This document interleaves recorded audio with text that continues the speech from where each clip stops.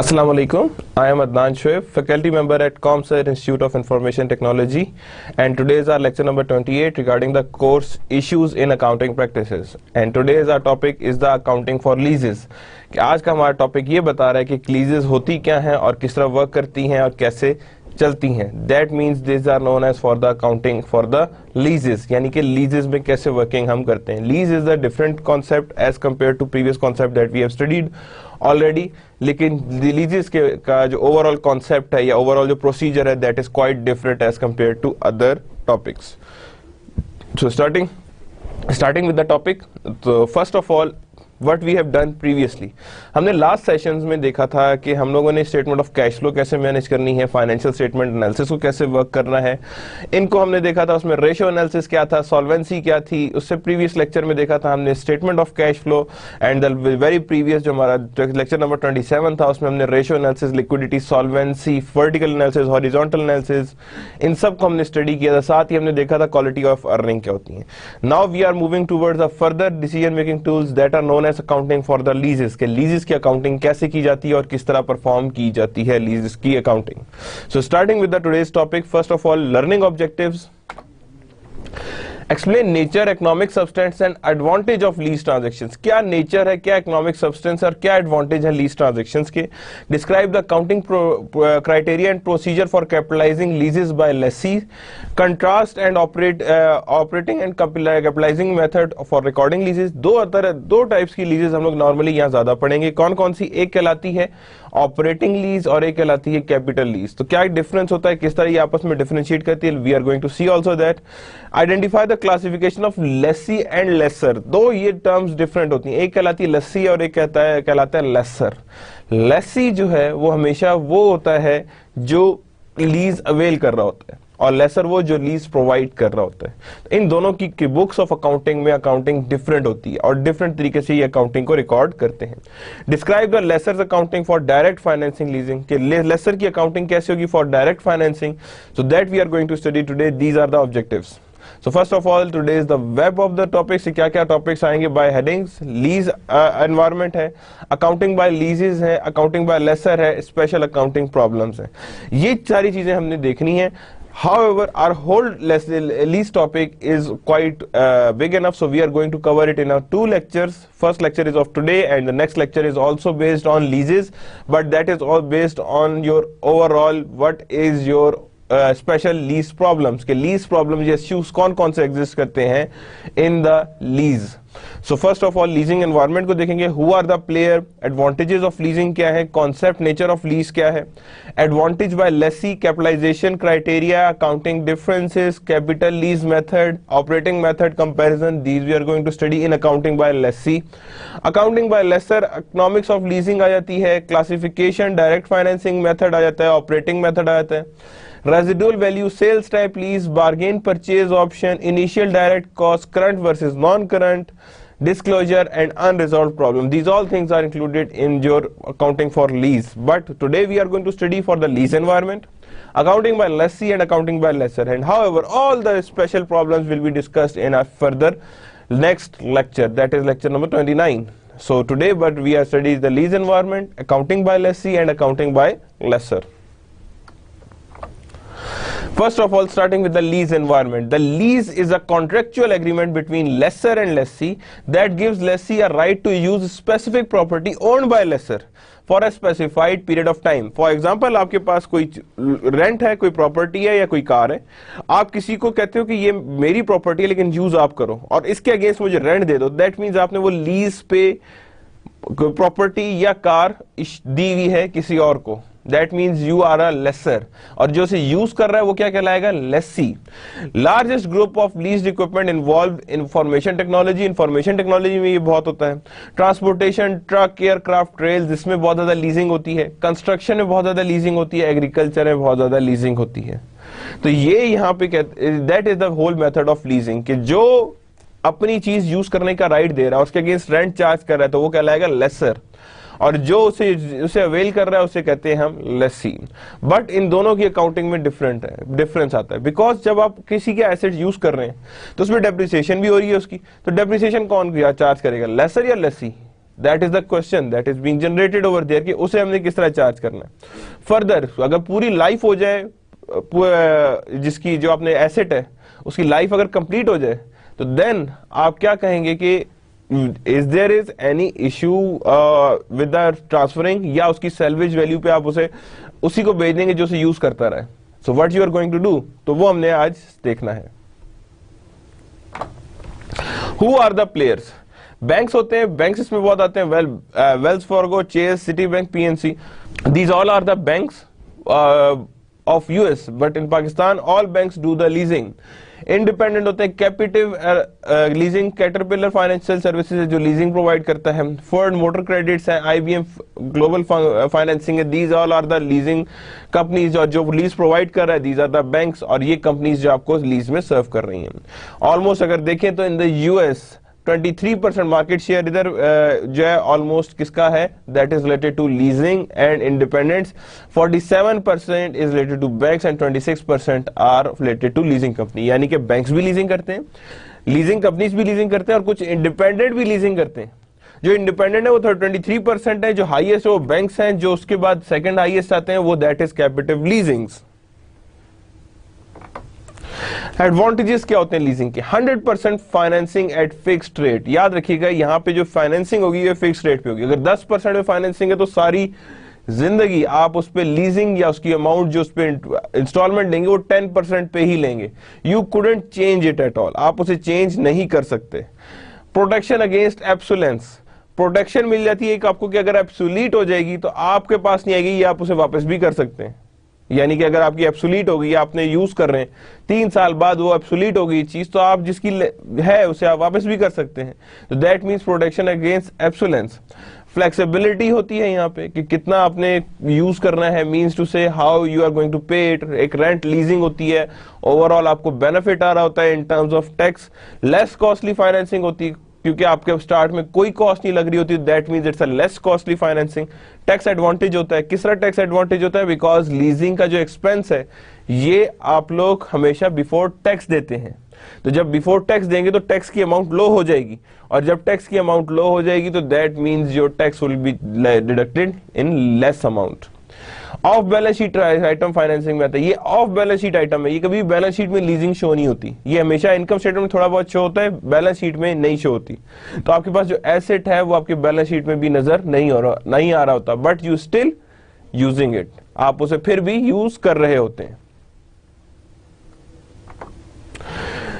Conceptual nature of lease, कि lease की conceptual nature है क्या, एक्चुअली किस तरह वर्क करती है lease? Capitalize a lease that transfers substantially all the benefits and risk and property of property ownership provided the lease is non-cancelable। वो कहता है कैपिटल लीज कौन सी होती है? जो transfer of all things, risk, property and ownership, और वो कैंसिलेबल ना हो। मैंने अगर किसी को अपना मकान दिया, उसका जब यूज खत्म हो जाए वो क्या कहेगा? ये मकान वापस रख ले और the remaining amount would be reverted to back to me। तो इसका मतलब क्या हुआ कि मैंने वहां पे लीज कैंसिल कर ली। बट कैपिटल लीज एक टाइप होती है जिसे आप लोग कभी भी कैंसिल नहीं कर सकते, यू कांट कैंसिल इट, और जब आप उसे कैंसिल नहीं कर सकते तो that means your property ownership risk all things are transferred to you. Lease that do not transfer substantially all the benefit and risk are called operating lease. तो यहाँ पे आप देखें डिफरेंशिएट हो गया कि वहां पे क्या रिस्क ऑफ प्रॉपर्टी और ओनरशिप दोनों जो है ट्रांसफर हो गया किसको? लस्सी को, और नॉन कैंसिलेबल है। जबकि ऑपरेटिंग लीज में ना ओनरशिप ट्रांसफर होती ना रिस्क ट्रांसफर होता है, उसे हम कहते हैं ऑपरेटिंग लीज, उसे और ये कैंसिलेबल होती है। Now accounting by lessor and the Lesi.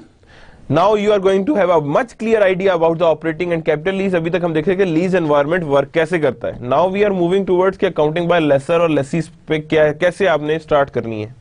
The lease is an agreement in which the lessor conveys the right of use of property, plant, now this is an actual definition, or equipment usually for the stated period of time to lessee।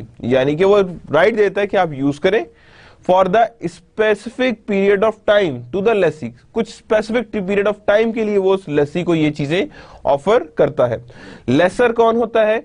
जो लेसी कौन होता है? जो रेंटर है। और lessor कौन है? Owner of the property, यानी owner of the property provides the right of use to a lessor या रेंटर तो उसे हम कहते हैं लेसी। किस तरह का, या तो उसके पास कौन कौन सी हो सकती हैं, ऑपरेटिंग लीज या कैपिटल लीज, दो टाइप्स होती हैं उसके पास। इन दोनों में से किसी में उसे अपने आप को लाई करना पड़ता है कि या आइदर वो they want to take operating lease और कैपिटल लीज।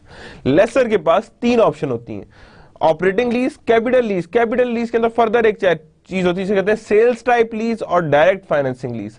तो इन दोनों टाइप्स में से वो फर्दर किसी को भी यूज कर सकता है। सो दैट मींस वो या तो इसे क्या करेगा, ऑपरेटिंग लीज यूज करेगा, या कैपिटल लीज में डायरेक्ट फाइनेंसिंग करेगा, या सेल्स टाइप लीज करेगा। So there are three types of things that lessor can do. However in lessee there is only two options available, either to go for the in the category of operating lease और either go for in the value of capital lease. इन दोनों में से किसी एक में उसका रहना जरूरी है। Now lease environment, operating lease की जब बात करते हैं तो उसे हम लोग किस तरह लेते हैं, हमेशा रेंट एक्सपेंस टू कैश। लेकिन कैपिटल लीज में कैसे लेते हैं, lease equipment to lease liability. Substance versus form, यानी कि एक होता है सब्सटेंस की वजह से और एक कहलाता है फॉर्म की वजह से। ऑल्दो टेक्निकली लीगल टाइटल में not pass the benefit for use of property do. वहां पे टाइटल नहीं किया आपके पास से, वहां गौर से देखिए, मैंने पहले भी कहा था कि ऑपरेटिंग लीज में title never goes to other party, लेकिन कैपिटल लीज में टाइटल चला जाता है। तो जब टाइटल चला जाता है तो उसे हम कहते हैं lease equipment debit and lease liability credit, यानी कि हमने उसे एक तरह से लायबिलिटी ट्रीट करते हैं, बिकॉज ओनरशिप चली गई है तो हम पैसे दे रहे हैं ना उसके अगेंस्ट। तो ओनरशिप चली गई तो एक तरह से यूं समझिए वो कर्जा बन गया हमारे लिए, और जब वो कर्जा बन गया तो उसे हम कहते हैं लीज लायबिलिटी। वो हमारा क्या कहलाएगा, लीज लायबिलिटी। और ऊपर क्या आएगा, डेबिट होता जाएगा। जितनी अमाउंट का हम उसे पे करते जाएंगे उतनी वर्थ का हम एसेट ओन करते जा रहे होंगे। तो इसीलिए हम लीज इक्विपमेंट की अमाउंट बढ़ाते जा रहे होंगे और लीज लायबिलिटी जो थी वो कम करते जा रहे होंगे। या इसको यूं समझ लें कि when we are going to increase, यानी कि जैसे ही मैंने ऑपरेटिंग लीज स्टार्ट की, तो मैं एंट्री ये पास करूंगा कि मैं सारे के सारे अमाउंट का जितना भी इक्विपमेंट आया था उसको डेबिट कर लूंगा और क्रेडिट कर लूंगा उसी अमाउंट से लीज लायबिलिटी को। और फर्दर जैसे से पे करता जाऊंगा इस लीज लायबिलिटी को कैश से कम करता जाऊंगा कि that lease liability debit cash credit. But first time जब मैं उससे पूरी की पूरी ट्रांसफर ऑफ ओनरशिप ले लूंगा तो मैं ये एंट्री पास करूंगा, that is lease equipment and lease liability. ये मैंने उससे लाजमी लेनी है। Capital lease and installment note compared, यानी ये दो चीजें अलग हैं। कैपिटल लीज और इंस्टॉलमेंट नोट में आपस में कंपैरिजन में क्या चीजें डिफर करती हैं, एक्चुअली इन दोनों के बीच में क्या डिफरेंस एग्जिस्ट करता है। Matrix incorporation acquires equipment from apex incorporation, यानी मैट्रिक्स कॉर्पोरेशन ने एपेक्स कॉर्पोरेशन से क्या किए हैं, इक्विपमेंट एक्वायर किए bye paying $193,878 every 6 month for next 3 years। हर 3 साल में ये वो 6 मंथ्स के बाद $193,878 पे कर रहे हैं। The interest rate associated with the agreement is 9%। Let's look at the arrangement as an installment note payable as a capital lease agreement. First, let's prepare amortization schedule of the payment. सबसे पहले क्या बना रहे हैं, amortization schedule, जो हमने already भी आपको बनाना सिखाया था।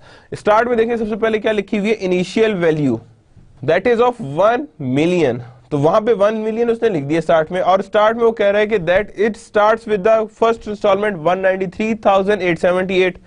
इसके ऊपर इफेक्टिव इंटरेस्ट रेट लगाना है। 6 महीने का था ना, तो जब 6 महीने का था तो हमने क्या किया, 1 million पे अपने सबसे पहले चार्ज किया। You can see that if you multiply 1 million by 9%, और 9% एनुअली है ना, तो जब डिवाइड बाय 2 करेंगे तो 4.5 हो जाएगा। जब 4.5 मल्टीप्लाई बाय 1 million करेंगे तो आंसर विल बी योर 45,000। ये आपके पास आया है, और 45,000 193,878 से माइनस करेंगे तो आंसर विल बी 148,878। तो ये हमारे पास आ जाएगी डिक्रीज इन बैलेंस। ये इसमें से 1 million में से माइनस कर देंगे 148,878, तो हमारे पास आंसर आ जाएगा 851,122। नाउ इसका मैं ये 851,122 का मैं लूंगा क्या चीज, 4.5% अगेन। तो 4.5% में उसका अगेन लूंगा तो मेरे पास आंसर आएगा 38,300। That would be my answer. Again it would B minus from the 193,878। जो रिमेनिंग आएगा वो कहूंगा that is decrease in my balance, और ये डिक्रीज इन बैलेंस मैं किस में से करूंगा, 851 में से। So the answer would be your 695,544। ये इस तरह वर्क करेगा, इस तरह ये चलेगी और ये सारा का सारा आपका अमोर्टाइजेशन शेड्यूल बन जाएगा। तो ये हमने देख लें यहाँ पे पूरा का पूरा कंप्लीट अमोर्टाइजेशन शेड्यूल बनाया है, इसे कहते हैं that is known as amortization schedule. कि first column date, then payments, then effective interest, then decrease in balance and then outstanding balance. Now how we are going to start with this agreement. Installment note होगी तो वहां पे क्या करेगा वो, आपने पहले ही खरीद लिया तो वो क्या कहेगा, इक्विपमेंट टू नोट पेएबल, क्योंकि नोट पेएबल है ना, आपने with the passage of time उसे वापस करना है ना। अगर इंस्टॉलमेंट में लिया है तो आप क्या करेंगे, इक्विपमेंट डेबिट नोट पेएबल, जितनी अमाउंट का लिया है उतने के अमाउंट से क्रेडिट कर देंगे।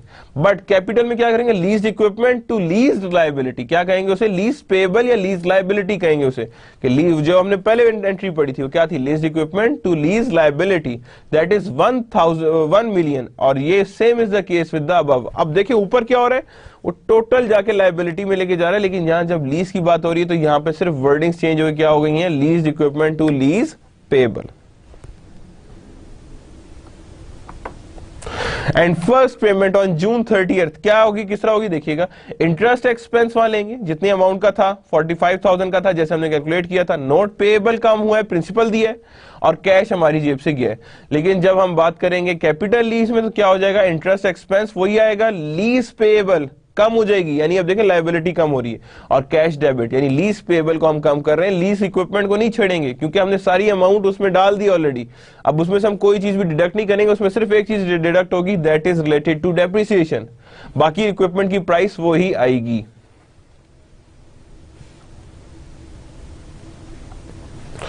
नाउ क्लासिफिकेशन क्राइटेरिया दो होती हैं जैसे हमने पहले बात की थी। Now you have more clear idea कि ऑपरेटिंग और कैपिटल लीज में डिफरेंस क्या होता है। Operating lease, capital lease must meet one of the 4 criteria. Ownership transfer हो, बार्गेन परचेज ऑप्शन एग्जिस्ट करती हो, ये भी हम देखेंगे क्या होती है। द नॉन कैंसिलेबल हो और present value of minimum lease payment is 90% और more than fair value of asset, यानी present value of minimum lease payment जो है वो 90%, यानी जो टोटल वैल्यू है उसका 90% और more of fair value of leased asset जो आप उसकी आराम से फाइनेंसिंग कर सकते हैं। नाउ क्लासिफिकेशन क्राइटेरिया कैसे, बार्गेन परचेज ऑप्शन है जैसे अभी पिछले में पढ़ा था, gives the lessee the right to purchase the lease asset at the price significantly lower than its expected fair value and exercise the option appears reasonably assured, यानी lessee को आप राइट दे देते हैं कि दैट लीज एसेट को वो price पे purchase कर ले significantly lower than expected fair value, यानी उस प्राइस पे जो significantly lower than expected fair value हो, and existence exercise this option appears reasonably assured, यानी ये exercise of this option is assured, यानी ये लाजमी आपने करनी है एक्साइज, तो इसे कहते हैं bargain purchase option. The lease term is normally considered the non-cancelable term of lease plus any period covered by bargain renewal option, यानी ये लीज टर्म उसकी क्या होती है, जो नॉन कैंसिलेबल लीज टर्म है, जैसे 75% की लीज टर्म थी जो नॉन कैंसिलेबल थी, plus any bargain purchase option new, जो रिन्यू होकर जो नई बार्गेन परचेज ऑप्शन आई है उसको मिला लें, यानी कि lease plus any period covered by bargain purchase option. वो कहते हैं हाँ जी विद इन 2 years वो बार्गेन परचेज ऑप्शन अवेल कर लेगा, that means your lease term plus 3 years, that is bargain purchase option. If the inception of lease occurs during last 25% of economic life, this criterion does not apply। अगर हाँ जैसी अगर ये जो आपके पास criteria यानी ये इंसेप्शन ऑफ एग्रीमेंट जो लास्ट 25% ऑफ इकोनॉमिक लाइफ में आ रहा है तो ये क्राइटेरिया यूज नहीं होंगे, यानी उसके सिर्फ आखिरी 25% ऑफ इकोनॉमिक लाइफ रहेगी तो उसमें ये यूज नहीं होगा। For the lessee capital lease is treated as purchase of an asset and the lessee record both asset and liability at the inception of lease, यानी जैसी इंसेप्शन होती है उस पर ही वो रिकॉर्ड करता है। Additional lesser conditions, the 4 conditions discussed apply to both lessee and lessor, however lessor must meet 2 additional conditions for the lease to be classified either direct financing or sales type। वो कहता है ये तीनों चारों conditions जो हैं ये तो हमने जो पढ़ी हैं वो तो सब पे अप्लाई हो रही हैं, बट ये 2 एडिशनल कंडीशंस होती हैं जो for the lease to classified it इधर डायरेक्ट फाइनेंसिंग और सेल्स टाइप, कि अगर आपने डायरेक्ट फाइनेंसिंग या सेल्स टाइप में क्लासिफाई करना है तो ये 2 कंडीशंस को मीट करना भी जरूरी है। The collectability of lease payment must be reasonably predictable, जो कलेक्टेबिलिटी ऑफ लीज पेमेंट है वो आराम से प्रिडिक्ट कर सकते हैं आप। And if any cost to lessor have yet to be incurred, यानी कोई भी कॉस्ट है जो लेसर को अभी इनकर होनी है, they are reasonably predictable, performance by lessor is substantially complete. यानी वो कहता है इफ एनी कॉस्ट, कोई ऐसी कॉस्ट है जो अभी लेसर ने बॉर्न करनी है, फॉर एग्जांपल एक्साइज ड्यूटी है कुछ है, तो दैट अगर वो कोई है yet to be incurred, they are reasonably predictable, और वो प्रिडिक्टेबल भी है। Performance by lessor is substantially complete, यानी जो परफॉर्म करना है लेसर ने वो कंप्लीट होना चाहिए। That means that cost will be borne by your lessee. तो lessor means owner of the property subject to lease, यानी वो ओनर ऑफ प्रॉपर्टी है जो सब्जेक्ट टू लीज में आ रहा है। ऑपरेटिंग लीज किस तरह वर्क करती है? लीज एग्रीमेंट एग्जिस्ट, सबसे पहले आप मेजर करेंगे criteria for operating lease not met, अगर नहीं मीट करा, जो 4 हमने चीजें पढ़ी थी उसमें कि ट्रांसफर ऑफ ओनरशिप या इसमें से कोई भी एक मीट करी, अगर क्राइटेरिया फॉर कैपिटल लीज जो है उसके लिए मीट हो रहा है तो that we say that it's a capital lease. Otherwise अगर नहीं मीट करा तो हम लोग उसे रिकॉर्ड करेंगे as a operating lease, so there would be no capital lease. Now first we have an example of operating lease, so you have a very clear idea कि operating lease कैसे होती है, किस तरह वर्क करती है, कैसे वर्क करती है। On January 1, 2011, Sans Serif Publisher Incorporation, a computer service and printing firm, leased a color copier from Compudesk Corporation. The lease agreement specifies 4 annual payments of 100,000 beginning from January 1, 2011. The inception of lease at each January 1 thereafter through 2014. The useful life of copier estimated to be 6 years. Before deciding to lease, Sans Serif considered purchasing a copier at the price of 479,079, यानी before deciding to lease. If the funds were borrowed to buy a copy, the interest rate is 10%. Now at the end of 4 payment dates, यानी जब 4 payment dates complete हो जाएंगी तो इसका मतलब क्या हुआ कि what the entry would be passed, तो हम लोग क्या करेंगे उसे, that means prepaid rent 100,000 and cash 1000।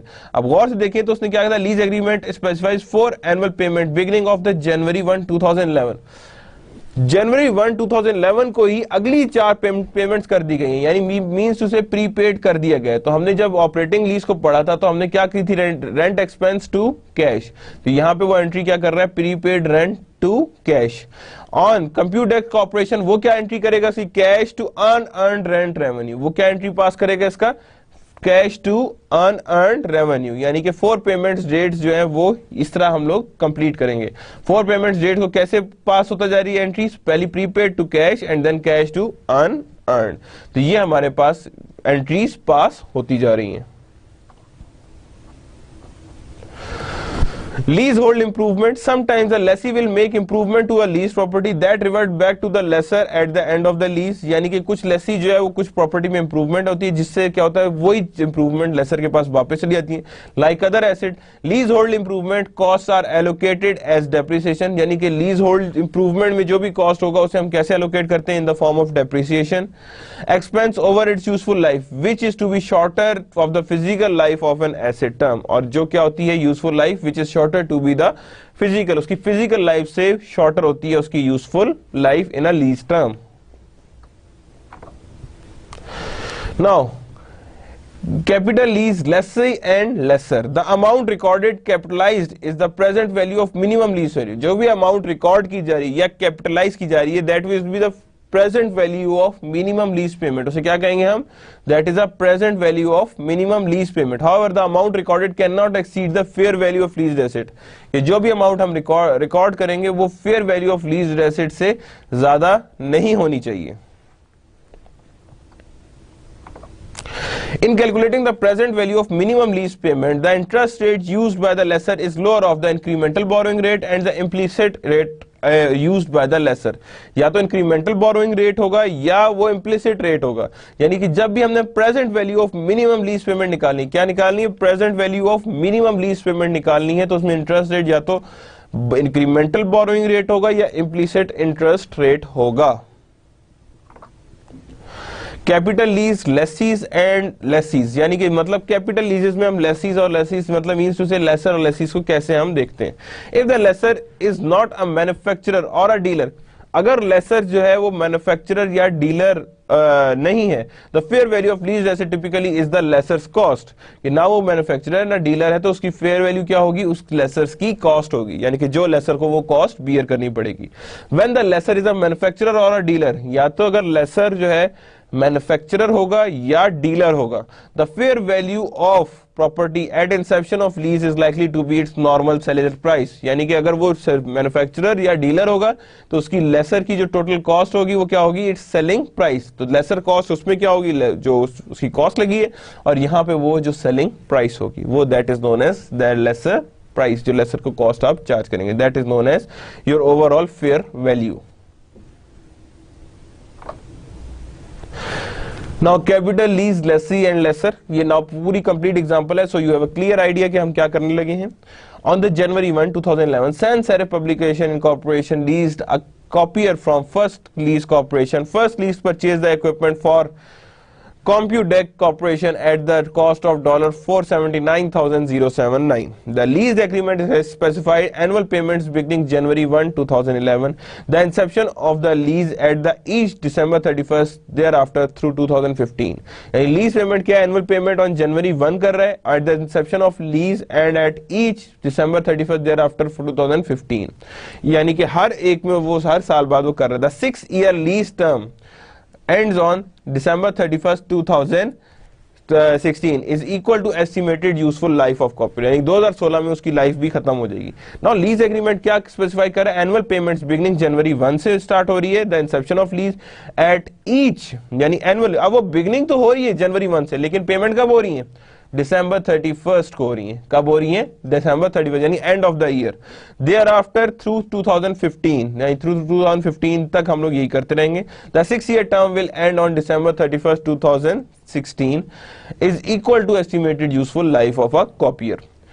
First lease routine acquires electronic equipment for the lease to other firms. The interest rate of these financing arrangement is 10%. यानी कह रहा है first lease routinely requires electronic equipment for lease to other firms, यानी कि वो ज्यादातर electronic equipment होता है for other firms, but lease interest rate क्या चार्ज हो रहा है, that is 10%. Since the lease term is equal to the expected useful life of a copier, that means कि that is greater than 75%, यानी कि जो उसकी obviously जितनी भी लाइफ है, अगर उसी लाइफ पे वो लीज टर्म हो रही है तो इट मींस कि वो 75% से तो हायर हो रही है। तो क्योंकि ये तो जरूरी था ताकि आपको पता हो कि तभी उसे हम कहेंगे कैपिटल लीज, अदरवाइज तो नहीं कहेंगे कि उसकी वैल्यू कम से कम उसकी 75% लाइफ से ऊपर हो। तो वो यही कह रहा है, since the lease term is equal to expected useful life of copier that is greater than 75% of its whole life, the transaction must be recorded as capital lease. यानी उनमें से कोई भी, देखें 4 थी हमने, उनमें से कोई भी पूरी होती है तो हम कहते हैं that is your capital lease. We believe the collectibility of lease payment is reasonably certain at any cost to the lessor that are yet incurred are reasonably predictable. This qualifies also direct financing. क्या किसमें qualify कर रहा है ये, direct financing में, यानी कि we believe that the collectability of lease payment is reasonably certain. अभी क्या आ रही है, सर्टन है कि लीज पेमेंट जितनी भी होंगी वो हमें सर्टन है, अनसर्टन होती तो हम इसमें नहीं लाए करते। जैसे हमने 2 कंडीशंस पढ़ी थी कि अगर उन दोनों में से एक भी फुलफिल हो रही है तो it would be categorized as direct financing lease और a sales type lease, and any cost to the lessor that are yet incurred are reasonably predictable. This qualifies also direct financing lease to first lease. To achieve this objective, first lease must recover 479,079 investment as well, earn interest revenue of 10%, so the lessor determined that annual rental payment would be 100,000. यानी वो कितना determine कर रहा है, 100,000. तो first we are going to see के how we are going to evaluate our present values. तो first 479,000 4.79 ये कैसे आया है, सिंपल है, देखिएगा दिस वन, ये जो 4.79 है ये from where it does come, it comes over here, यहां से आ रहा है वो कि आई जो है वो 10% लिए, एन 6 लिया और प्रेजेंट वैल्यू एनवर्टी में देखा आपने, किस में देखा ये आपने, प्रेजेंट वैल्यू एनवर्टी में, यानी ये the factor would be PVFOA, ये वाला फैक्टर देखा है जो हमने पढ़ा था किसमें, टाइम वैल्यू ऑफ मनी में। ये फैक्टर उधर से वहां से देखा गया और उसमें देखा गया, और ये फैक्टर किसके इक्वल था, you know already know that 1 minus 1 over 1 plus i की power n whole divide by i, और i क्या था यहां पे, i is 10% and n is 6। तो हमारे पास आ गया, उसके बाद क्या चीज आ गई, दिस मच। तो हमने क्या किया, उसके बाद उसे डिवाइड किया, बिकॉज हमें चाहिए क्या था, we have to find R, lease amount find करनी थी ना, आर फाइंड करना था। तो आर फाइंड करना है तो इसका मतलब है, तो formula would be like this, कि हम लोग कह लेंगे यहां पे कि दैट मींस कि F future value of ordinary annuity जो भी आ रही थी that is 479.079 divided by this whole formula, जो भी पूरा फार्मूला है उससे हम लोग इसे क्या कर देंगे, डिवाइड कर देंगे। तो ये हमारे पास आ जाएगी रेंटल पेमेंट। तो रेंटल पेमेंट कितनी आ रही है, 100,000। कितनी आ रही है, 100,000। और 100,000 को अगर हम मल्टीप्लाई कर रहे थे तो हमारे पास लीज कॉस्ट आ रही थी। तो that is how we use present value for finding the amount of lease, to find the value of leased amount, कि कितनी लीज्ड अमाउंट है। Now first of all starting with the entries, direct financing lease जनवरी 1 से start हो रही है, तो सबसे पहले एंट्री जनवरी 1 की, सबसे पहले एंट्री हम जनवरी 1 की करेंगे। पब्लिशर इनकॉर्पोरेशन, लेसी, लेसी की एंट्री कर रहे हैं, देखिएगा लीज्ड इक्विपमेंट, लीज्ड पेएबल, उसने एंट्री कर ली। फर्स्ट लीज कॉर्पोरेशन क्या एंट्री करेगा, lease receivables to inventory of equipment, क्या एंट्री करेगा, lease receivable to inventory of equipment. तो वो देखें एंट्री डिफरेंट हो रही है for lessee and lessor. First one is lessee and other one is lessor, कि उसने कहा lease receivable to inventory of equipment. Then first lease payment आ गई है, तो फर्स्ट लीज पेमेंट आ रही है यानी एंड हो रहा है, तो उससे क्या कहेंगे, लीज पेएबल टू कैश, और फर्स्ट कॉर्पोरेशन क्या होगा, cash to lease receivable. That is how we are going to record for the first lease payment. कि फर्स्ट लीज पेमेंट हमेशा इस तरह ही रिकॉर्ड करनी है, in this manner, in the same manner, in the subjective manner. Capital lease and lessee and lessor, capital lease और lessee और laser में किस तरह अमोर्टाइजेशन शेड्यूल, अब वही वाली देखें, वो पेमेंट वही यूज हो रही है। Here you can see that effective interest rate हम लोग फाइंड कर रहे हैं यहाँ पे, and then decrease in balance and then 479। अब यहाँ पे क्या आ रहा है, ये देखिए टोटल वैल्यू कितनी थी, 479.079। अब हमने क्या किया, उसमें सबसे पहले हम लोगों ने क्या किया, ऑन द जनवरी 1 को पहली पेमेंट की गई है, तो पहली पेमेंट उसमें ही हो गई, तो जब जारी बात है टाइम तो कोई नहीं गुजरा, so we charge no interest rate. और सीधा का सीधा सारा का सारा डिक्रीज किस में आ जाएगा, इस अमाउंट में आ गया, तो दैट इज 379, क्योंकि उसने पहली पेमेंट कब कर रहा था, जनवरी 1, जिस टाइम कॉन्ट्रैक्ट इंसेप्ट कर रहा था, इंसेप्शन हो रही थी, उसी टाइम उसने पहली पेमेंट की। तो जब कोई टाइम नहीं गुजरा तो इसका मतलब है no interest will be charge and straight forward that whole installment will be deducted from your total amount. So that means कि ये हमारे पास वैल्यू होगी। नाउ नेक्स्ट टाइम हम क्या करेंगे, इसके ऊपर लगाया हमने इंटरेस्ट रेट, तो we have this amount, this much, ये हमारे पास अमाउंट आ गई है। और ये अमाउंट जब हमने 1000 में से माइनस की है, तो दैट मीन्स हमारे पास टोटल में ये अमाउंट आ गई है। देन अगेन ये अमाउंट हमने दे दिया, इसका मतलब है that would be decrease from here and that will be the answer. फिर अगेन इस पे हम लोगों ने क्या चार्ज किया है, ओवरऑल आपका 1 इंटरेस्ट 1 इसमें से फिर माइनस होगा 1 लाख में से जो आंसर आया दैट इज लाइक दिस, और ये आंसर हमें दोबारा से यहां से माइनस हुआ, the answer would be there. तो ये हमारे पास आंसर आता जा रहा है, that is how that answer would coming, ठीक है।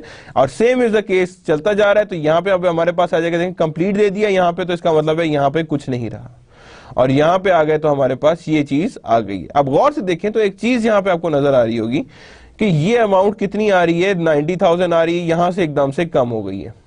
याद रखिएगा जो एंड में बैलेंस बचता है 90,000, अब जरूरी नहीं कि ये समटाइम्स बिल्कुल एग्जैक्टली आपके पास जो है वो यहां पे भी 90,000 ही बच रहा हो, may be sometimes there is a difference of -100 और +100 मे बी डिफरेंस है, तो हम इसे एडजस्ट कर लेते हैं, हम ये सारी अमाउंट एज इट इज यहां रख देते हैं, और जो भी डिफरेंस एग्जिस्ट कर रहा होगा 1 लाख और 90,910 में, उसे हम किस में डाल देंगे, इन द इफेक्टिव इंटरेस्ट में। तो लास्ट एंट्री हमेशा इस तरह होती है, in order to get 0 over here, यहां पे 0 लेने के लिए हम नॉर्मली इसे इस तरह करते हैं। Now single capital lease, lessor और लेसी कैसे एंट्रीज होती हैं, फर्स्ट एंट्री हो गई, उसके बाद इंटरेस्ट एक्सपेंस, यानी सैन सेरिफ क्या करेगा, interest expense lease payable to cash, और नीचे फर्स्ट कॉर्पोरेशन क्या होगा, cash lease receivable interest revenue उसका टोटली डिफरेंट आएगा। जो लीज दे रहा है, लेसर की नीचे वाली एंट्री है, लेसी की ऊपर वाली एंट्री है। ऊपर वो सारा लाइबिलिटी कम कर रहा है, नीचे वो अपना एसेट रिड्यूस कर रहा है when they are receiving the cash. उसमें से interest revenue separate, lease receivable separate. Depreciation कौन रिकॉर्ड करेगा? सैंस सेरिफ और व्हाटसोएवर कौन? तो यहाँ पे रिकॉर्ड कर रहा है Lesi.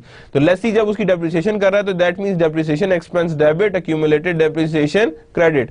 How much is the amount? 7,79,847। किस तरह निकाला हुआ है? Using straight line. और स्ट्रेट लाइन क्या कहता है? That is total cost divided by 6, जितने भी ईयर्स हैं, क्योंकि हमारे पास स्ट्रेट कोई हमें रेजिडुअल की वैल्यू नहीं पता थी, otherwise we are going to minus the residual from year. यहां पे हम लोग रेजिडुअल माइनस कर देते। तो जब हम रेजिडुअल माइनस करते तो so then we have a clear idea कि हमने ये कैसे परफॉर्म करना है। Then sales type lease होती है। Sales type lease if the lessor is a manufacturer or dealer, the fair value of leased asset generally is higher than the cost of leased asset. Now what does that mean? जो हमने already पढ़ा था कि अगर वो less manufacturer या dealer होगा तो उसकी फेयर वैल्यू जो होगी वो generally higher than cost of fires, क्योंकि वो कुछ कमाएगा भी, यानी अपनी कॉस्ट ऑफ गुड्स सोल्ड की अमाउंट पे, कॉस्ट पे नहीं होगा बल्कि सेलिंग प्राइस पे सेल करेगा, जिसमें उसका प्रॉफिट भी एडेड होगा। तो इसीलिए कह रहा है कि that would be higher than its cost. At inception of lease the lessor will record cost of goods sold, यानी जैसी इंसेप्शन ऑफ लीज होगी तो लेसर क्या रिकॉर्ड करेगा? Cost of goods sold as well as sales revenue. क्या record करेगा? As a sales revenue, that is known as present value of payment. In addition to interest revenue earned over the lesser term, the lesser receive manufacturer or dealer profit, यानी वो तो interest revenue तो आ रहा है, plus dealer का जो profit है वो भी वो अर्न कर रहा है, जिसे हम कहते हैं सेल्स प्राइस। जो डिफरेंस होता है सेल्स और कॉस्ट में, उसी को हम लोग कहते हैं that is known as profit.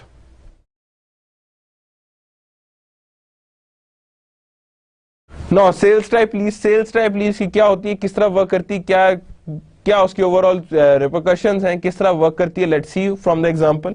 On January 1, 2011 the sans serif publisher incorporation leased a copier from Comdek Corporation at a price of 479,079.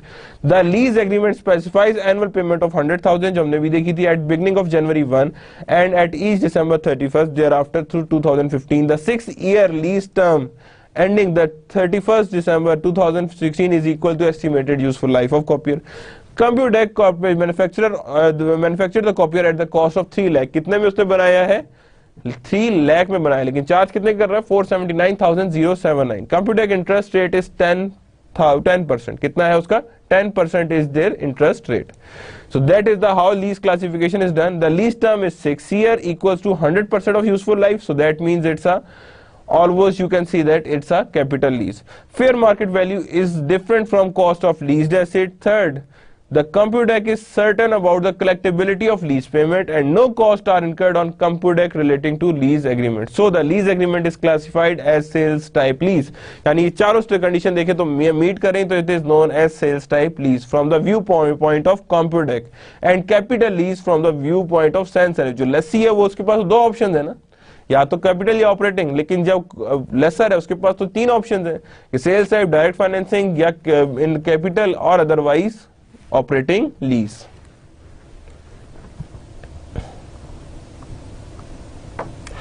Sales type lease lessee. First of all sales type में lease में lessee में क्या है? In the inception of lease क्या entry करेगा वो? क्या entry करेगा वो?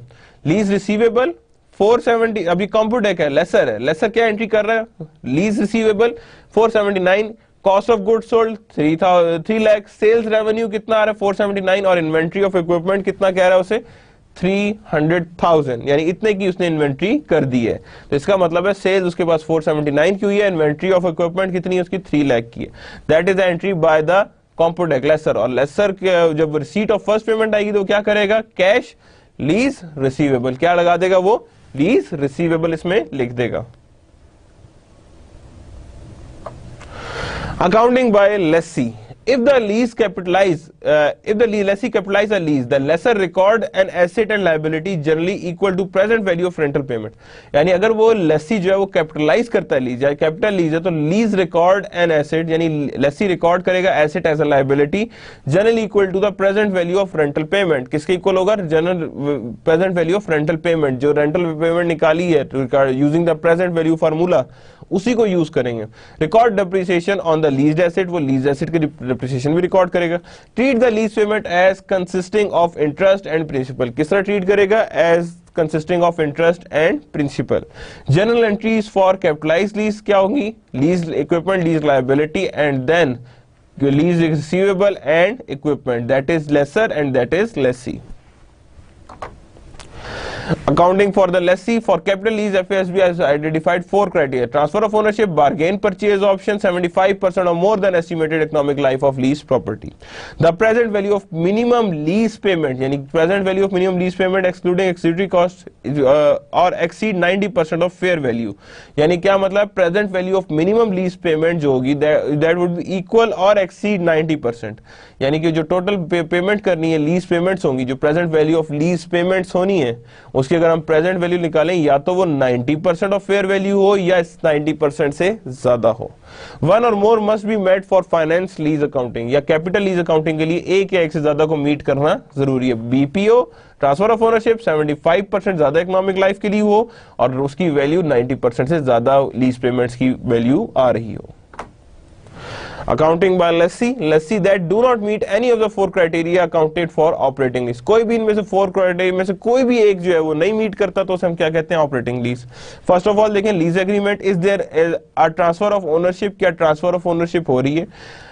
यस, ओके, हम लोग नीचे की तरफ आ जाएंगे। No, is there is bargain purchase option? No, अगर हो यस हो तो हम लोग उसे कैपिटल लीज कहते हैं। अगर वहां भी नो है तो is there is a term that is of economic life, that means yes, तो देन नीचे कैपिटल लीज के लिए आ जाएंगे।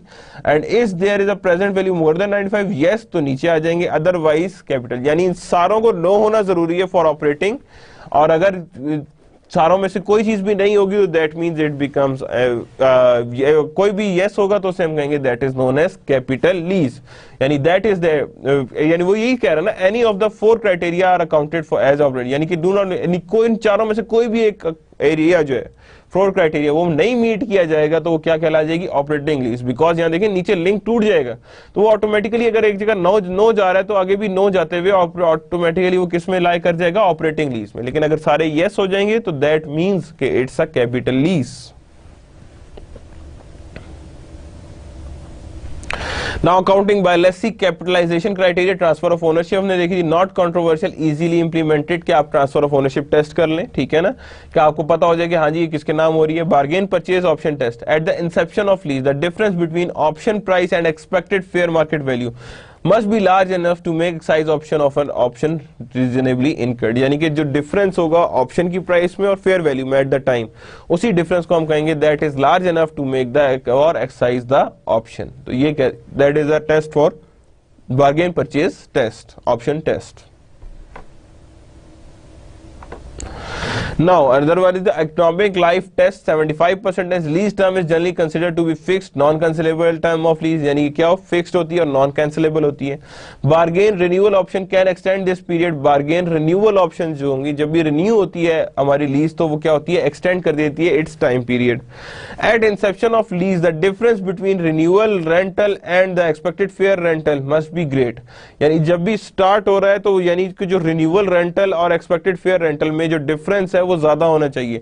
enough to make excise option for renew the reasonably assured, यानी इतना ज्यादा होना चाहिए कि renewably assured होनी चाहिए, यानी renewable पक्का होना चाहिए कि renew होगा, यानी the difference between renewal rental and fair value rental, इन दोनों का difference ज्यादा हो ताकि renew हो, यानी आपको chances of renew नजर आए। Let's have an illustration further. Home Depot leases Dell PCs for 2 years at the rental of $100 per month per computer and subsequently can lease them for $10 per month per computer for another 2 years. यानी कि अगर वो क्या subsequently उसी के आगे वो क्या करता है?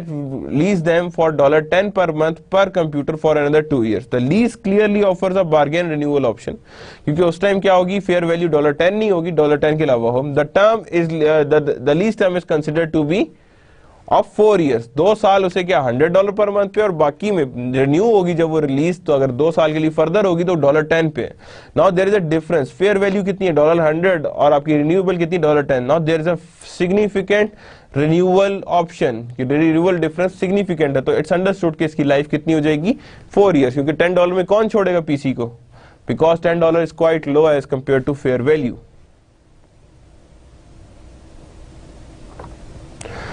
Now there is a capitalization criteria. Recovery of investment test, capitalization की रिकवरी 90% हो रही है. Minimum lease payments, minimum rental payment, guaranteed residual value, penalty for failures to renew और extend lease and bargain purchase of. Executive cost कौन सी होती है? Insurance, maintenance, tax, exclude from present value of lease payment. Minimum lease payment का मतलब क्या है? Minimum rental payments. कितनी मिनिमम रेंटल पेमेंट्स आप कर रहे हैं और क्या वो रेंटल पेमेंट्स जो है 90% of overall value of asset cover कर रही है कि नहीं कर रही. तो वो सारी चीजें हमने देखनी है. अगर 90% कवर कर रही तो that means it's a capitalized. अगर नहीं कर रही तो that means it is not capitalized. तो इसका मतलब है और that is not a capital lease. Executive cost include नहीं होती normally present value of lease payment, जिसमें टैक्स आते हैं, मेंटेनेंस या insurance. Now there is a capitalization for criteria for further, that is discount rate. Lessee computes the present value of minimum lease payment using incremental borrowing rate. जैसा मैंने पहले बताया था, या तो implicit interest rate यूज करते हैं या incremental borrowing rate. With one of the exception, if the lessee knows the implicit interest rate computed by lessor and it is less than lessee's incremental borrowing rate, then lessee must use the lessor's rate. यानी किसको use करना चाहिए? उसे lesser rate को. The one which is lower उसको use करना चाहिए laser as compare to आप इंक्रीमेंटल बोरोइंग रेट पे आ जाए, because that is much better than your incremental borrowing rate. कि जो भी इंक्रीमेंटल बोरोइंग रेट है उससे ये काफी बेहतर होगा. Asset and liability accounted for differently. याद रखिएगा दोनों में एसेट और लायबिलिटीज को डिफरेंटली अकाउंट फॉर किया जाता है in case of lessee and lessor. Asset and liability are recorded at lower of present value of minimum lease payment of fair market value. Now you can see that या तो ये lower होगा या ये lower, whichever is lower वो आप record करेंगे. अगर present value of lease payments सारों की प्रेजेंट वैल्यू निकालेंगे, अगर ये लोअर है तो ये यूज करेंगे या उसकी फेयर वैल्यू. अगर फेयर वैल्यू लोअर है तो हम देखेंगे अगर ये लोअर है तो चूज दिस, और अगर ये लोअर है तो चूज दिस. अगर लोअर ये है तो उसे हम इसे चूज करेंगे, अगर वो लोअर है तो हम उसे चूज करेंगे. Asset and liability accounted for differently. Again, a depreciation period. If the lease transfer of ownership depreciate asset over the economic life of asset. अगर आपकी लीज जो है वो क्या होगी? ट्रांसफर हो गई है, ऑफ ओनरशिप आ गई है, तो इसका मतलब है कि आपने डेप्रिसिएशन अपने एसेट पे खुद चार्ज करनी. If that is no transfer depreciation over term of lease. अगर आपके पास नई ओनरशिप आई है तो आप जितनी लीज अमाउंट, लीज टर्म जितनी भी है उसी के ऊपर हम ये चार्ज करेंगे your overall transfer of ownership. उसी के ऊपर हम ये सारी चीजें चार्ज कर लेंगे. That is known as your transfer of ownership. यानी फर्स्ट में अगर ट्रांसफर ऑफ ओनरशिप हो गई है तो we use whole economic life for the specific transfer of ownership. और अगर ये ट्रांसफर नहीं हुई है तो that means we wouldn't charge for the whole economic life, we only charge for the leased asset. यानी जितनी भी उसकी टर्म ऑफ लीज है हम उसी पे ही ये चीजें चार्ज करेंगे. Then there is two methods for a further interest method, that is effective interest method, used to allocate each lease payment between principal and interest. Now this is the interest rate that is charged by your leased or leasing company. ये कौन charge करता है? Leasing company charge कर रही है. कि ये आपको बताता है कि ईच लीज पेमेंट को आप कितना इंटरेस्ट चार्ज कर रहे हैं. प्रिंसिपल और इंटरेस्ट रेट कैसे? जैसे हमारे पास आ रही थी, कितनी थी? 1 लाख इंस्टॉलमेंट थी, जिसमें से हमें किस में पोर्शन में अलग कर रहे थे? इंटरेस्ट अलग कर रहे थे, प्रिंसिपल अलग कर रहे थे. जब हम लोग साइन सेरेफ वाली एग्जांपल देख रहे थे हम इन दोनों को अलग अलग कर रहे थे. डेप्रिसिएशन कॉन्सेप्ट क्या है? Depreciation and the discharge of obligation are independent accounting process. यानी कि यूं समझ लें कि ये डेप्रिसिएशन अलग चीज है और discharge of obligation is something separate. कि ये चीज सेपरेट कहलाती है, ये चीज सेपरेट कहलाती है. Means depreciation and the discharge of applications in are independent of accounting process. कि यानी आपने डेप्रिसिएशन और डिस्चार्ज ऑफ ऑब्लिगेशंस दोनों अकाउंटिंग प्रोसेस से डिफरेंट हैं. Now we have an example, so you have a more clear idea how the accounting by lessee will be managed. On January 1, 2012, Adams Corporation signed 5 years non-cancelable lease for a machine.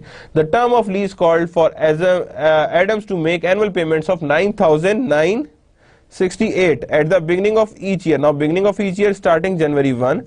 The machine has useful life of 6 years and 5,000 is your residual value. Now that is unguaranteed residual value. जब हम लोग further जाएंगे तो अलग चीजें हो जाएंगी. Guaranteed residual value अलग है, अनगारंटीड अलग है. अनगारंटीड मीन्स के कंफर्म नहीं कि हमें 5,000 हर सूरत मिलेंगे, बिकॉज ये हमें नहीं पता कि may be there could be a loss or there could be more than of its gain, कि यहां से ज्यादा गेन भी हो सकता है और यहां से it could be a loss. Adam uses the straight line method for depreciation of all plants asset. Adam's incremental borrowing rate is 10% and the lesser implicit is unknown. यानी borrowing rate पता है, implicit rate unknown है. What type of lease is this? Explain. Compute the present value of minimum lease payment and prepare all necessary journal entries for Adams through January 1, 2013. यानी 2013 तक जितनी entries करेगा उन सारों को हमने record करना है.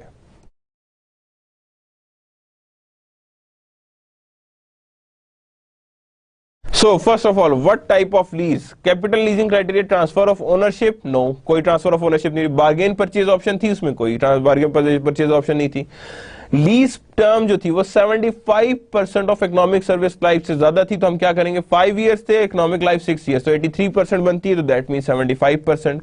Present value of minimum lease payment is should be greater than 90%. FME, fair market value of lease property is unknown, ये हमें नहीं पता. तो इसका मतलब है इन चारों ऑप्शन में से एक भी मीट करे तो हम क्या कहते हैं इसे, हम that is known as capital lease, because third option easily meet हो रही है. फोर्थ के लिए हमारे पास डाटा नहीं था, पहली दो उसमें पुर नहीं हो रही थी, तो that means we have option number 3 जो डिसाइड कर रही है कि कैपिटल लीज है. यानी चारों को हमने चेक किया बारी बारी, तो हमें हमारे पास थर्ड आ रही है, फोर्थ नहीं है. यानी कि present value of minimum lease payment is 90% of fair market value of property. तो यानी कि जो present value of minimum lease payment है वो 90% या उससे ज्यादा ऑफ फेयर मार्केट वैल्यू होनी चाहिए. तो हमने कहा फेयर मार्केट वैल्यू हमें पता ही नहीं है, तो हम कैसे बताएं. तो that means only third one is being used in this case. Accounting by lessee. Compute present value of minimum lease payment. Payment कितनी, 9,968. प्रेजेंट वैल्यू फैक्टर कितना यूज किया हमने, दैट इज दिस मच. और ये कैसे निकला है, you can use this formula also. Here it is PV of O A, और here it is your R 1 - 1 over 1 plus I की power n whole divided by I, multiply it 1 by I, 1 plus I. क्यों 1 plus I कर रहे हैं, because it's a beginning of year. तो R को अगर मैं एक साइड पे निकालता हूं तो दैट मीन्स PVOA जो हमारे पास थी उसको हम लोग डिवाइड कर देंगे, that means that we have overall of this much, 1 - 1 over 1 plus I की power n whole divided by I. लेकिन हम ये वाला फार्मूला यूज करेंगे because we require this amount, present minimum value of lease payment, minimum lease payments, ये कहलाएगा minimum lease payment. तो ये आ जाएगा $41,565. सो जर्नल एंट्री क्या करेंगे, first of all leased machine कितने की, 41,565 की आ रही है अंडर कैपिटल लीज, और यहाँ पे लीज लायबिलिटी कितनी आ रही है, 41,565. Now who is recording this, obviously liability बना रहा है, तो that means it's a lessee. तो लेसी की जर्नल एंट्री ये आएगी. और जैसे ही हमारे पास लीज लायबिलिटी हमें पहली इंस्टॉलमेंट मिल जाएगी तो हम लोग क्या करेंगे, इसे 9,968 से डेबिट करेंगे और कैश इतने अमाउंट से क्रेडिट कर देंगे. So that is our whole amortization schedule. वही जिस तरह पहले बनाते रहे उसी तरह ये अमोर्टाइजेशन शेड्यूल है कि ये हमने यहाँ पे पेमेंट रखी एज इट इज, माइनस हो गई, देन जो हमारे पास थी उसका हमने ये लिया उसमें से, और उसके बाद इसमें से ये माइनस किया, तो then we have this much and then we have minus this one, तो वी हैव दिस वन. तो सेम इज द केस, हमारे पास एट द एंड 0 बच जाएगा in the lease amortization schedule. ये अमोर्टाइजेशन शेड्यूल कौन बना रहा है, दैट इज लीज, लेसी बना रहा है, कि लेसी ने ये अमोर्टाइजेशन शेड्यूल बनाना है. General entry for the January 1. जनवरी 1 की एंट्री क्या होगी, डेप्रिसिएशन एक्सपेंस अलग करेंगे, एक्यूमुलेटेड डेप्रिसिएशन अलग करेंगे, लेसी. और उसके बाद जो हमारे पास स्ट्रेट लाइन से आया उसके बाद इंटरेस्ट एक्सपेंस नोट करेंगे, इंटरेस्ट पेएबल नोट करेंगे, and then we have your overall value of 3,160 and 3,160. ये हम लोग क्या करेंगे, कब, 12/31/2012 में रिकॉर्डिंग करेंगे. General entry on January 1, 2013. Interest expense is debited and interest payable is credited. और पहली को हम लोग जब पेमेंट करेंगे तो क्या करेंगे, lease liability this much, interest payable this much and cash this much, यानी जो हमने इंटरेस्ट पेएबल 31 को बनाया था वो हमने 31 का आगे इसमें पेएबल भी कर दिया है, बिकॉज क्लोजिंग जरूरी होती है ना दिसंबर को, तो हमने दिसंबर की एक्चुअली क्लोजिंग की थी, तो जब क्लोजिंग की थी तो हमने उसे इंटरेस्ट पेएबल बना दिया था और वही इंटरेस्ट पेएबल हमने यहाँ पे कर दिया है with the lease liability that is for the cash 9,968 is there. Operating method then accounting by lessee, further moving towards the operating method की ऑपरेटिंग लीजेस को कैसे मैनेज हो रहे हैं। Further we have first visited it once, now we are visiting it again. The lessee assigns rent to a period benefiting from the use of asset and ignores in accounting any commitment to make future payments. Assume Adam account for its operating lease, Adam recorded this payment on January 1, 2012, तो क्या करेगा, इसका simple entry है that is rent to cash. क्या entry करेगा इसकी, that is rent and to cash, जो भी रेंट की वैल्यू आएगी that is being over here and cash is there, कि यानी याद रखिएगा ऑपरेटिंग लीज की अकाउंटिंग सबसे आसान है, that is only rent to cash, इसमें और कोई चीज भी रिक्वायर्ड नहीं होती। Comparison of capital lease versus operating lease, financing lease में हमने क्या किया था, यहाँ पे डेप्रिसिएशन एक्सपेंस भी निकाला था, इंटरेस्ट एक्सपेंस भी निकाला था, टोटल 11,473 हमारे पास आता जा रहा था। ऑपरेटिंग लीज में सिर्फ आप क्या कर रहे हैं जी, एक हम एक्सपेंस आप पे करते जा रहे हैं, तो जो डिफरेंस आ रहा है वो क्या आ रहा है आपके पास, देखें 11,473 और 9,968, that means you are paying more in capital lease as compare to operating lease, आप पे ज्यादा कर रहे हैं उसमें, कितने का, 1505 का, same is the case 824 then 75 and then it got reversed, यानी रिवर्स हो गया, तो in other words there is no difference between them, however sometimes there is a difference in the start years and sometimes there is a negative difference in the subsequent years.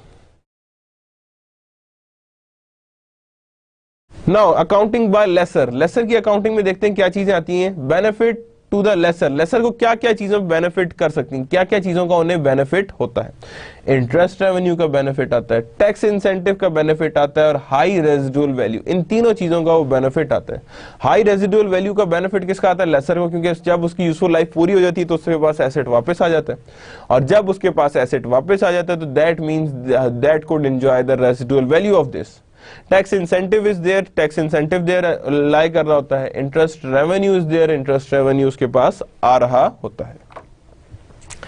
Economics of leasing, a lessor determines the amount of rental based on the rate of return, यानी lessor determine करेगा amount of rental, the implicit rate and needed to justify leasing of the asset, यानी कि rentals किस पे base कर रहे हैं, rate of return या implicit interest rate. Implicit rate क्या होता है, जो लेसर ने अपनी कॉस्ट के हिसाब से आइडेंटिफाई किया हुआ होता है, उसी को कहते हैं that is known as implicit rate.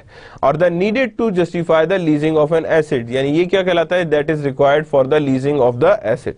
If a residual value is involve, अगर रेजिडुअल वैल्यू इन्वॉल्व होगी, वेदर गारंटीड और नॉट, यानी कि रेजिडुअल वैल्यू इन्वॉल्व है लेकिन मे बी गारंटीड या not, the company would not recover as much from the lease payments, कि यानी कि अगर वो रेजिडुअल वैल्यू अलाउ है, whether it is guaranteed or not, that doesn't mean कि ये वाली वैल्यू रिकवर कर सकता है through lease payments.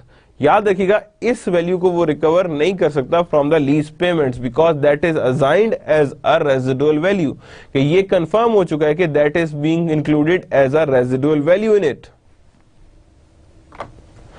Now there is an example, so you have a clear idea कि हम लोगों ने ये कैसे परफॉर्म करना है accounting by lessor. Five-Well leasing company signs an agreement on January 1, 2012 to lease equipment to Raid Company. The following information relate to this agreement. यानी कि उसने क्या किया, leasing corporation sign agreement on January 1 to lease equipment to Raid Company. Raid Company is lessee and Fable Leasing Corporation is now lessor. The following information relate to this agreement. The term of the non-cancelable lease is 6 year with no renewable option. कोई renewable option नहीं है, तो buy purchase of bargain purchase is not there. The equipment has estimated economic life of 6 years, यानी that means 6 years, तो इस automatically एक तो पूरी होगी, 75% से ज़्यादा है। The cost and fair value of asset on January 1 is the 343,000. The asset will revert to the lessor at the end of lease term, at which the time the expected to have a residual value of 61,071, none of which is guaranteed. ये वाली value guaranteed नहीं है। The agreement requires equal annual rental payment beginning on January 1, 2012.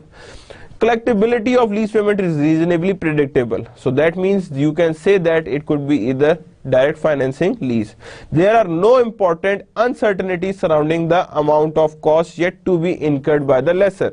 यानी कि कोई important uncertainty surrounding नहीं है कि cost incur नहीं होगी. So starting with it, assuming that the lessor desired 10% rate of return, तो रेजिडुअल वैल्यू कितनी 61,071, उसकी अगर मैं प्रेजेंट वैल्यू निकालूं यूजिंग द फैक्टर तो क्या आ रही है प्रेजेंट वैल्यू, दैट इज 34,473. कितनी आ रही है मेरे पास 34,473. अब fair value of lease equipment कितनी थी, that is cost. Present value of lease इसमें से माइनस कर दी तो हमारे पास आ रही 308. अब मैंने एनुअल पेमेंट्स निकालनी है तो मैंने यहाँ पे प्रेजेंट वैल्यू फैक्टर यूज किया और आर फाइंड किया इस फैक्टर को यूज करते हुए, तो that we have a total payment of this much. ये हमारे पास पेमेंट आ गई है और इसी पेमेंट को हम लोग यूज करेंगे as a annual lease payment. Classification of leases by lessor. Lessor lease को कैसे कैसे क्लासिफाई करते हैं, जैसे हमने पहले भी देखा है, operating lease, direct financing leases and sales type leases. यानी इन तीन चीजों को वो बेस करते हुए वो अपनी फाइनेंसिंग या टोटल ओवरऑल अपनी लीजेस को क्लासिफाई करता है. इन क्लासिफिकेशन ही की बेस पे हम कहते हैं कि that means that is the lease by lessors. Classification of leases by the lessor. Capitalization criteria. अब यहां पे देखें classification of leases by lessor कैसे हो रही. Group 1, the lease transfer ownership of property और lessee. The lease contains bargain purchase. The lease term equals to the 75 or more. The present value would be equals to or exceed 90% of fair value. ये तो चार option हम पढ़ चुके हैं जो से हमें सेपरेट कर रहा है ऑपरेटिंग और कैपिटल लीज को, यानी कि इन दोनों को सेपरेट कर रहा है आपस में. ऑपरेटिंग लीज को सेपरेट लेके जा रहा है और कैपिटल लीज को सेपरेट लेके जा रहा है, जो हमने चार पढ़ी थी. ग्रुप 1 तो वही है क्योंकि हमने पहले से डिफरेंशिएट किस में करना है, ऑपरेटिंग सेपरेट रखना है, फाइनेंसिंग सेपरेट करना है. इन दोनों को सेपरेट करने के बाद हम लोगों ने देखना है कि whether capital lies in sales type और डायरेक्ट फाइनेंसिंग में, वो किस में लाई कर रहा है, तो वो हमने देखना है. ग्रुप 2 में जाएंगे ताकि अब हमें पता लगे कि डायरेक्ट फाइनेंसिंग में जाना है सेल्स टाइप में. Collectibility of payment required for lease is reasonably predictable, कि वो reasonably predictable हो. No important uncertainty surrounds about the amount reimbursable cost yet to be incurred by the lessor under the lessee. Lessor's performance is substantially complete और future costs are reasonably predictable. यानी कि lesser की performance को हम complete consider करेंगे और future costs are reasonably predictable. और कोई important uncertainty in surrounds के हम लोग undesirable costs yet to be incurred by the lessor under the lease. यानी कि कोई important uncertainty नहीं realize करेगी कि हम लोग जो amount of unreimbursable cost yet to be incurred है वो by the lessor under the lease, के उसके अंदर शायद वो लेसर या लीज उसे बियर ना करे. A sales type lease involve manufacturer dealer profit and direct financing lease does not. सिर्फ फर्क क्या आ रहा है कि वहां पे आपके पास प्रॉफिट एग्जिस्ट कर रहा होता है, जबकि डायरेक्ट फाइनेंसिंग में सिर्फ ऑन द कॉस्ट. जो भी हमने पिछली एग्जांपल की थी 343, वो हमारे पास डायरेक्ट फाइनेंसिंग थी. अगर वो सेलिंग प्राइस पे होती तो उसे हम कहते हैं सेल्स टाइप पे होती. क्या कहते हैं उसे हम, सेल्स टाइप लीज होती. लेकिन वहां पे वो किस बेस पे हम वैल्यूएशन कर रहे थे, that is based on your cost, so that is known as your direct financing lease. अगर वहां पे सेलिंग प्राइस दी होती तो दैट मींस कि वहां पे सेल्स टाइप लीज यूज होती. That is how we are working. So you have a more clear idea classification कैसे कर रहे हैं. Lease agreement, does lease meet any group 1? Group 1 को अगर सारों को meet कर रही है यानी कि same as lessee, तो इसका मतलब है कि अगर वो सारों को meet करी तो आगे जाते जाएंगे, यानी मीन्स कि ऑपरेटिंग लीज में नहीं आएगी. नो तो ऑपरेटिंग लीज आ गई. Is collectibility of lease payment is reasonably certain, that means first option of the group 2. Is lessor performance substantially complete, कि लेसर ने जो कुछ भी परफॉर्मेंस देनी चाहे कोई भी कॉस्ट बॉर्न बाय हिम है वो पूरा कर रहा है. यस तो आगे जाएंगे हम. Does asset fair value equals lessor's book value, yes तो डायरेक्ट फाइनेंसिंग, नो तो सेल्स टाइप लीज. तो that is the whole thing. Otherwise देखें जहां जहां नो होता जा रहे हैं वहां पे हम आप किसकी तरफ आते जा रहे हैं, we are moving towards operating lease. हम किसकी तरफ मूव करते जा रहे हैं, ऑपरेटिंग लीज की तरफ मूव करते जा रहे हैं, जो हमें गाइड कर रहा है कि हमने ये किधर पे लाई करना है. A lessor may classify a lease as an operating lease, but a lessor may classify the same as capital lease. कि लेसर में भी किसी को ऑपरेटिंग लीज के ऊपर, बट लेसर में classify the same lease as operating lease. जरूरी नहीं कि दोनों में कैपिटल होना जरूरी है, या जरूरी नहीं कि दोनों में ऑपरेटिंग होना जरूरी है. मे बी लेसर उसे ऑपरेटिंग रख रहा है तो लेसी उसे कैपिटल रखेगा. That is no important thing कि आप दोनों को सेम रखें. ठीक है. Direct financing method, lessor In substance, the financing of an asset purchased by lessee, lessor records a lease receivable instead of leased asset, and receivable is a present value of minimum lease payments. यानी किस तरह करता है वो, यही entry पास की थी ना उसने, कि जैसे हम लोगों ने यहाँ पे एसेट दिया था तो उसने क्या कहा था कि lease receivable to inventory equipment, यही की थी ना, और जैसे जैसे हमें मिलती जा रही थी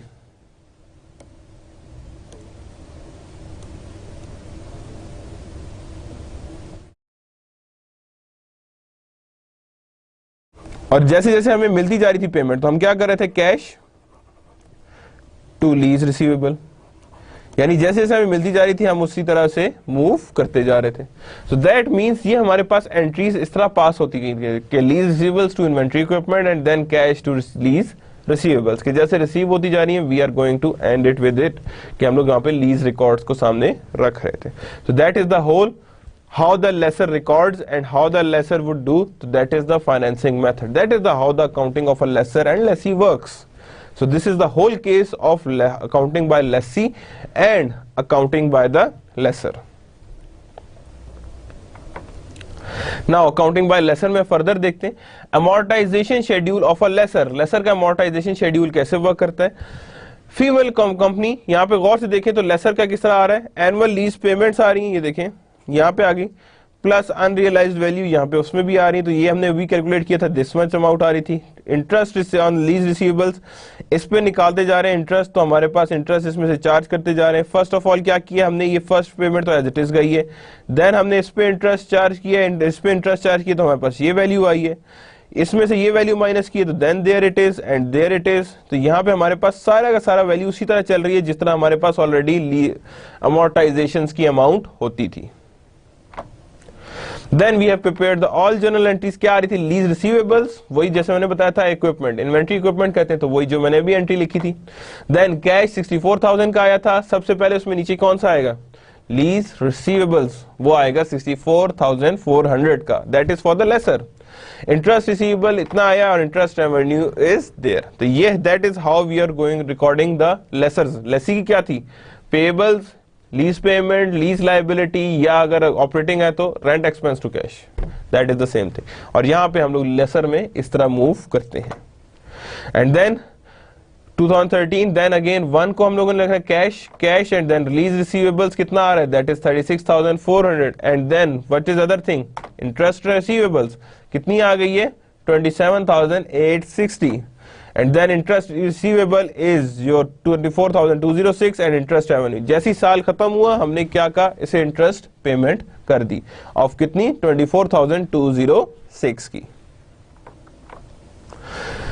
Now ऑपरेटिंग मेथड में लेसर्स कैसे वर्क करते हैं, we are going to see that recording each rental receipt as rental revenue, यानी जितनी भी रेंटल रिसीट्स होती हैं उसे रेंटल रेवेन्यू कहते हैं, और depreciate lease asset on normal manner, जिस तरह एसेट डेप्रिसिएट होते हैं हम उसी तरह से डेप्रिशिएट करते हैं.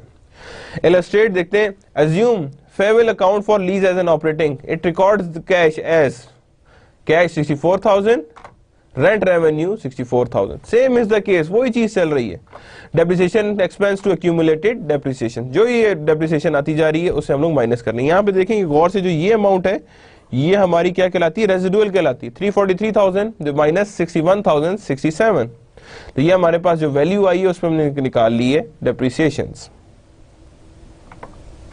So that's the end of today's lecture. Today's lecture is regarding the accounting by lessor and accounting by lessees कि किस तरह रिकॉर्ड होती हैं, ऑपरेटिंग लीज की क्या रिक्वायरमेंट्स हैं, फाइनेंसिंग लीज की क्या रिक्वायरमेंट है, सेल्स टाइप लीज की क्या रिक्वायरमेंट है, और डायरेक्ट फाइनेंसिंग लीज की क्या रिक्वायरमेंट है. Next lecture will be about the special problems regarding लीजेस. So that's the end of the today's lecture. Allah Hafiz.